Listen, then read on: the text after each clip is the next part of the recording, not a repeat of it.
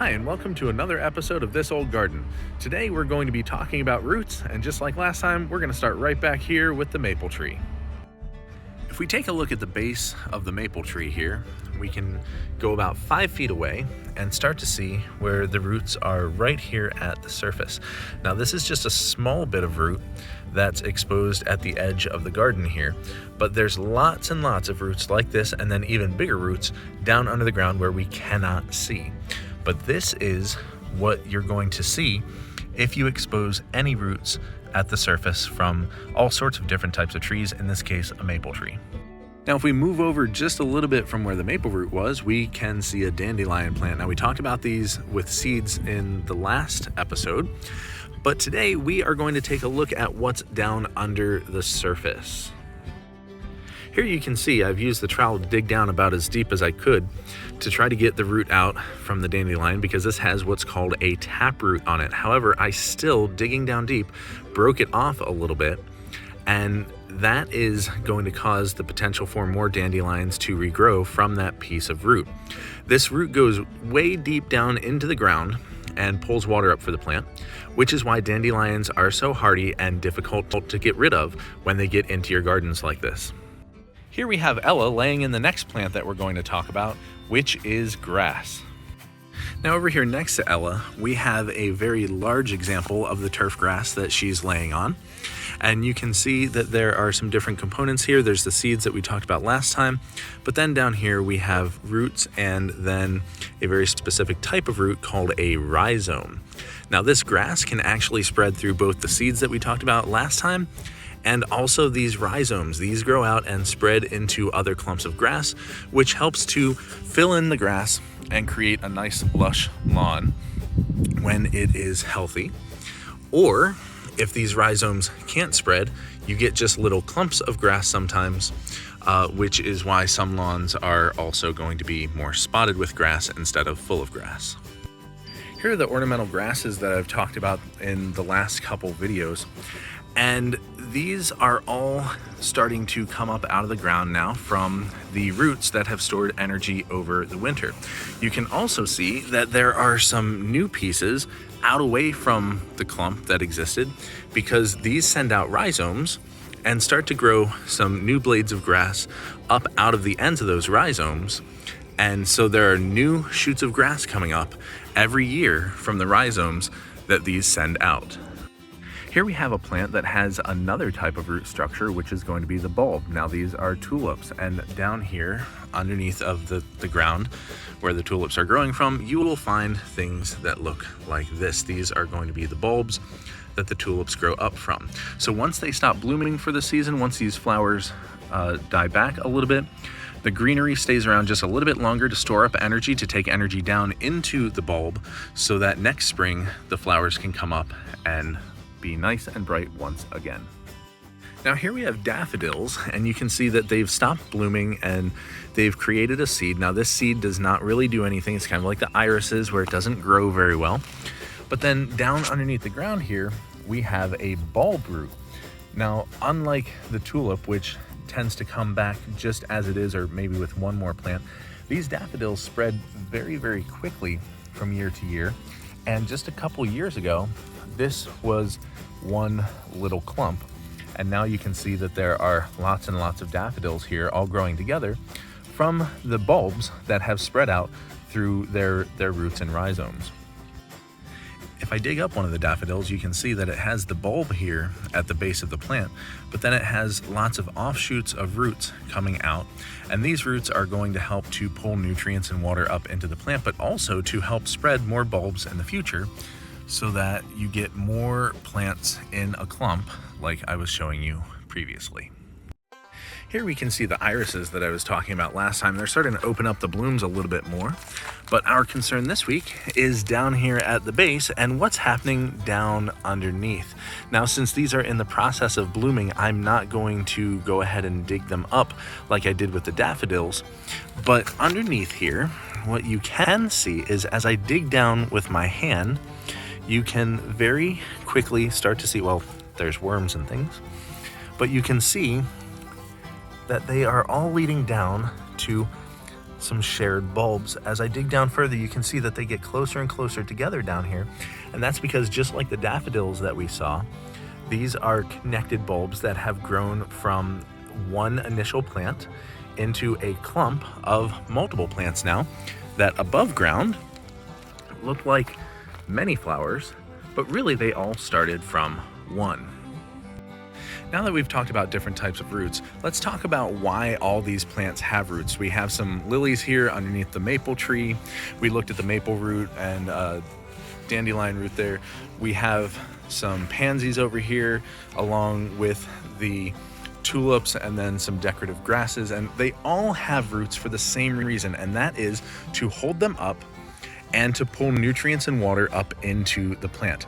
Everything that you can see here that's a plant, so the trees, the shrubs, the flowers, everything here has roots so that it can pull water and nutrients up into the plant to keep it happy and healthy, and then also to hold it up and keep it steady on windy days and to help it grow nice and strong up toward the sun where it gets additional nutrients through the leaves.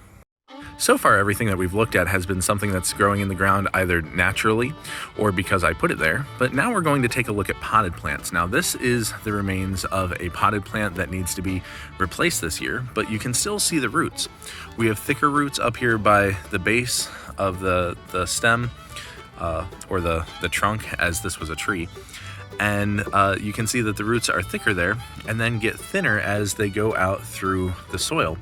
But all of the soil here has roots out to where the side of the pot was. And here you can see that the roots were smashed up against the side and were starting to get to the point that they could not grow effectively anymore.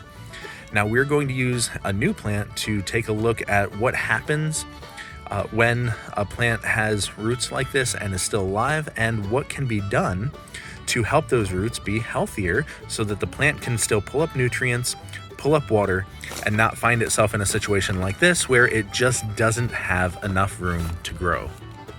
Here we have a Majesty palm. This has been living in my kitchen now for about the last 6-8 weeks. And today, since it's getting close to time that they can go outside, we're going to go ahead and take it out of its store pot and put it into a much bigger pot where it can expand its root structure and grow even bigger and healthier. Before I take the palm out of the pot, I do want to point out to you that you can see that it is root bound. The roots are right up against the side here and are actually growing out of this drainage hole over here. So this palm definitely needs to get out of this pot, because if it were left in there, the roots would not be able to function properly and the plant would start to die. Now that I've gotten the palm out of the pot, you can see what a problem we have here with the roots. The roots, instead of growing down and out to expand and pull more and more water and nutrients up out of the soil, they've started to turn upward, and they're growing up the side, trying to seek more water elsewhere. And exposed roots can be very dangerous to the health of the plant.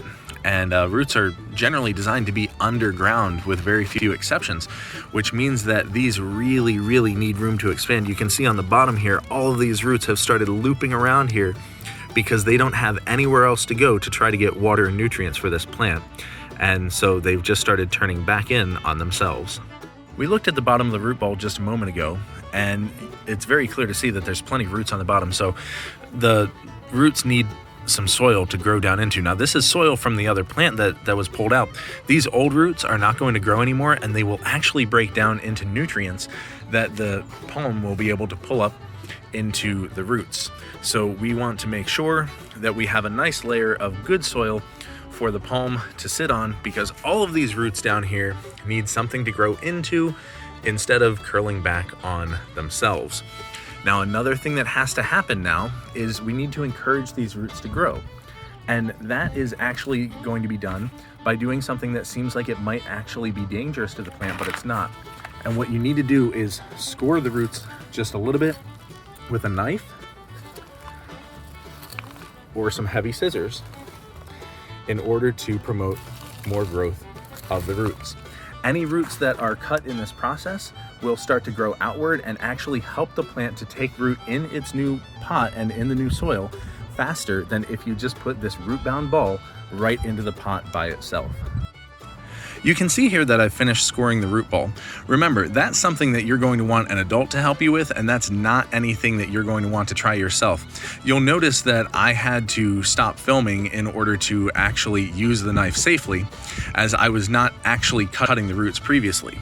Now you can see though that they are separated out from the side a little bit, they have been scored, and they are now ready to grow out into the new soil. So we're gonna go ahead and get this root ball here down into the soil in the bottom of the new pot. And the only thing left to do is cover up the rest of those roots so that they can start pulling up water and nutrients and help this palm grow nice and strong in this nice big pot where the roots have plenty of space. Okay, the roots are completely covered. You can see that the stems of the palm fronds are coming up out of the soil, but you can't see any of the root structure now, and they have plenty of space to expand and pull up water and nutrients for this palm to get nice and healthy. Before we move on, I do want to take a look at the bottom of a pot that I had a palm in last year and the bottom of the roots from that palm. You can see that these roots were really getting aggressively root bound here to the point that they actually created a crack in the plastic pot. That's some pretty strong plant action there, and that's another good example of why you don't want plants to get root bound like this, because they're actually strong enough to break through the materials that usually contain them. So far we've taken a look at different types of roots and what happens when they can't expand, but now we're going to take a look at the opposite end of that spectrum with what happens if roots can expand, or what happens when plants can grow new roots from existing plant stems. This is called stone crop. You can see it gets kind of leggy here and starts to escape out of the pot a little bit. And what happens is you can take one of these pieces and expand it into another pot, and then the plant starts to grow and it's ready to expand, and then you can expand it into another pot again, and it keeps going. That's what we've done here. The pot on the right is the original plant, and the other two pots are pieces that we broke off from the existing plant to expand into new pots. Now, the next thing that we're going to do is an experiment with this plant. You see there's this spot right here next to my grill and my deck steps that nothing really likes to grow in. So I'm going to take pieces of the stone crop, we're going to plant it here, and we're going to keep track of it over time to see if it continues to grow. Now, in order to do that, it's going to have to grow new roots, because if you look, we just have a stem and leaves here. We don't have anything that actually looks like roots. So this is going to have to establish new roots in order to grow. So this is a nice little experiment that should hopefully, if it works, result in some new vegetation in my backyard. Here you can see that I've loosened up the soil here with a scratcher. Don't need to do too much with it, just have loosened it up enough that there's a nice layer of loose soil that we can get the plants down into. I've also gone ahead and cut some pieces off to put into the soil, but before we do that, as I was cutting the pieces loose, I did notice something that I wanted to share. Hopefully we can get this in focus here just a little bit. Okay, so if you look at this piece that I am holding right here, you'll notice, there we go, that there are some little stringy looking roots starting to grow out, and these were pieces that were not underground. These are just roots that are trying to pull moisture out of the air to help the plant survive and establish itself a little bit further. So we do actually have some root pieces showing on the stems that we are about to put into the ground, which that's a pretty good sign that these are going to establish and start growing fairly quickly. All right, the pieces are now planted into the soil and should hopefully start to develop roots and establish the plant here shortly. The last thing that we're going to do is encourage new roots to grow by making sure that we have plenty of water here in the soil. Even if it's supposed to rain later in the day, anytime that you are putting new plants into the ground or propagating plants like we're doing right here, you want to make sure that you water them in a little bit to make sure that the roots know to start seeking out the water and help to grow strong and establish the plant very quickly. If you do not water them in, there is an increased chance that they will not establish and grow. So we're all planted, we're all watered in, and now we just wait and see if the roots grow and start to spread the plant across the growing season.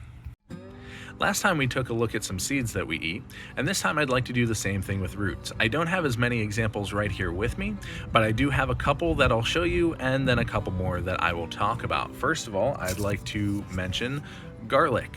This is a root bulb that we eat as a seasoning, and some people like it more than others as a flavor in salsas or other foods that we cook up. Also onions. Onions are very closely related to garlic.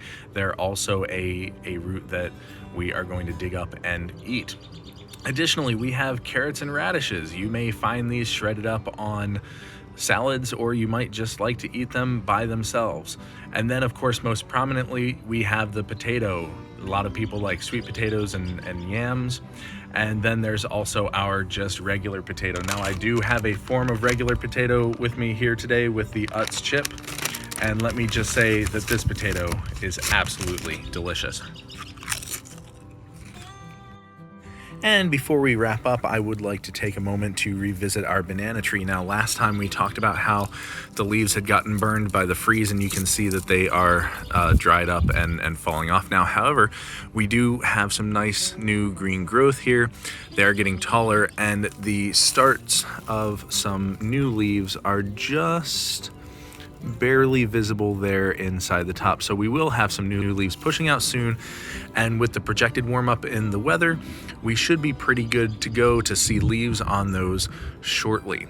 One last thing, since we are talking about roots, these spread through rhizomes. All of the different pieces of banana coming up here came originally from this main plant.